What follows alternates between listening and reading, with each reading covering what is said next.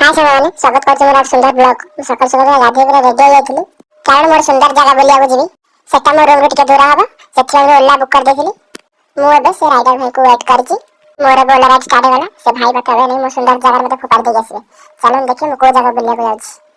मु आस्थले स्कैन देखंतु केमते लागला कमेंट जणाबे मंदिर भीतर मते ड्रेस पिंदी जे भल लागेनी सेठी मैं धोती पिंदी जीवी ए धोती पिंदिले मते सुंदर देखा जाउछि न देखा जाउछि आपन मते कमेंट माध्यम जणांतु चलंतु एबे ठाकुर दर्शन करिबा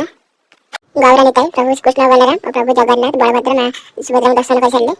तबे राधा गोपीनाथ को दर्शन कर सारे बर्तमान स्वामी हरधर महाराज का कथा आरंभ हो गलानी कथा हम सुनछु सब भक्त माने एकाठी बची कथा सुनछंती कथा सुनला पर प्रसाद सेवन होइथिला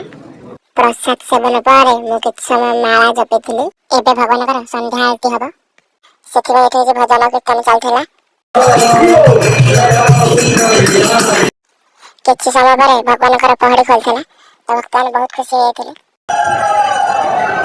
एबे भगवान कर परिक्रमा कीर्तन आरंभ हो जाइथिला सब भक्त खुशी मनरे कीर्तन करछंती